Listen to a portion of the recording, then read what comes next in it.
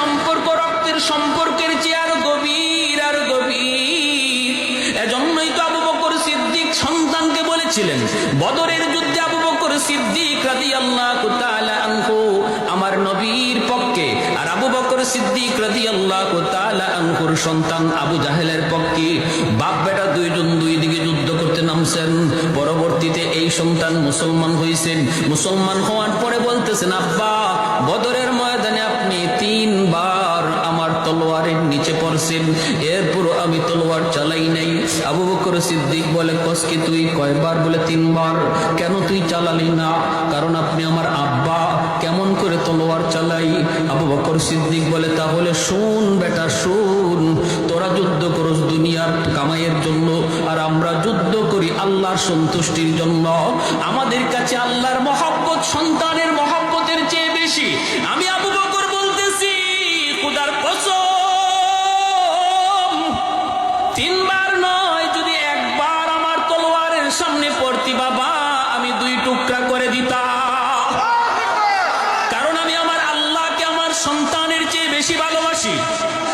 আমার দ্বীনকে, ইসলামকে আমি আমার সন্তানের চেয়ে ভালোবাসি। আমি ইসলাম যতদিন মানবে সন্তান ততদিন মানব।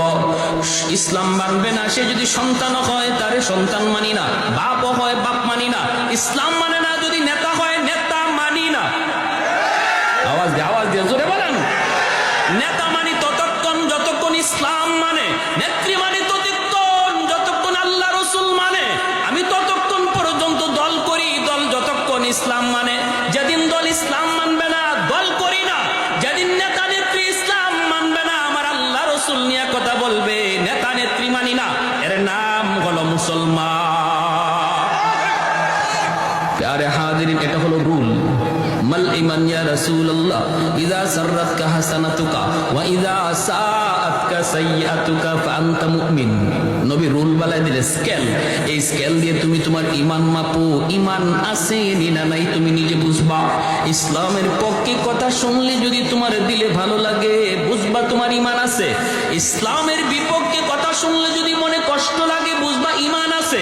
আর ইসলামের বিরুদ্ধে কথা শুনলে যদি তোমার কলিজায় ব্যথা না লাগে, কারণ যে বলছে সে তোমার বাপ, সে তোমার ভাই, সে তোমার বন্ধু, সে তোমার নেতা, সে তোমার নেত্রী, এজন্য তার কথায় তুমি ব্যথা পাইছো না। অথচ কথাটা আমার নবীরে হিট দিয়া কইছে, আমার আল্লাহর হিট দিয়া কইছে, তারপরও তুমি তোমার অন্তরে ব্যথা লাগলো না। বুঝতে হবে, কপালে নামাজ পড়িনা তুমি দাগ ফালাইতে পারো, কিন্তু আমার নবীর স্কেল বলে তোমার ঈমান নাই, ঈমান না। বছরে বছরে হজ করো, কোনো অসুবিধা নেই। দল বড় না ইসলাম বড়? আওয়াজ আসতে কোন দূরে কোন না কেন? দল বড় না ইসলাম বড়? আমরা কেউ কি কথা বলি, আল্লাহ আমার মরণ যেন যেই দল করি দলের উপরে হয়? কেউ এই কথা কয়। বিএনপির কেউ এই কথা বলে, আল্লাহ বিএনপি করতে করতে যেন মরি, আল্লাহ আওয়ামী লীগ করতে করতে যেন আওয়ামী লীগ নাম লইতে লইতে যেন মরি। এই কথা কেউ বলে কি? আল্লাহ মরণ যেন আমার ঈমানের হালে হয়, ঠিক কিনা? তাহলে বোঝা গেল দল বড় না ঈমান বড়? নেতা নেত্রী বড় না ইসলাম বড়? এর নাম হলো ঈমান, এর নাম হলো। যদি এই ঈমান নিয়ে তুমি যাইতে পারো রে যুবক, ত্রুটি তোমার থাকলেও নবী শাফাতের জন্য রেডি। এতটুকু নির্ভেজাল ঈমান নিয়ে যদি যাইতে পারো রে যুবক, আমার নবী তোমার শাফাতের জন্য রেডি। বেজাল কিছু নিয়ে যায় না। বাইরা বন্ধুরা জন্য বলতেছিলাম, ওই যে হারিস ইবনে উমাইর রাদিয়াল্লাহু তাআলা আনহু, মায়ার নবী খেপে গেলেন।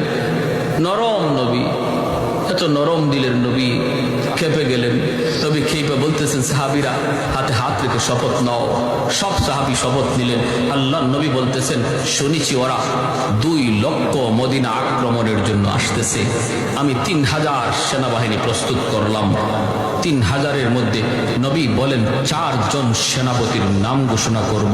3 জনের নাম বলবো, 4র্থ জনের নাম বলবো না। এই 4 জন, যে 3 জনের নাম বলবো, এই 3 জন অবশ্যই যুদ্ধে যাবে।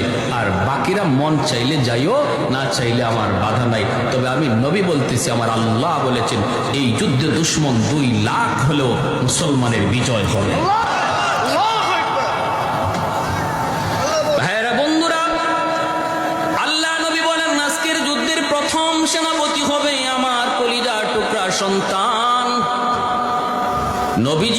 সন্তান, পালক পুত্র সন্তান যায়েদ ইবনে হারেসা। আমার নবী দয়ার নবীর পালক পুত্র যায়েদ ইবনে হারেসা নবীজি এই যুদ্ধে সেনাপতি, প্রথম সেনাপতি বানাইলেন। যুদ্ধের নাম হলো জঙ্গে মুতা। ইসলামের ইতিহাসের অনেক বড় এক যুদ্ধ, অনেক বড় এক যুদ্ধ।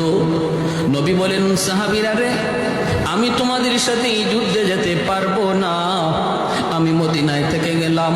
কারণ বিভিন্ন রাষ্ট্রপ্রধানের কাছে চিঠি লিখছি, চিঠি লিখতে হবে, উত্তর রাষ্ট্রে উত্তর দিতে হবে। আমি তোমাদের সাথে এই যুদ্ধে যেতে পারলাম না, তোমরা যুদ্ধে যাবা, কিন্তু আমি নবী না গেলেও আমার মন দিল তোমাদের সাথে।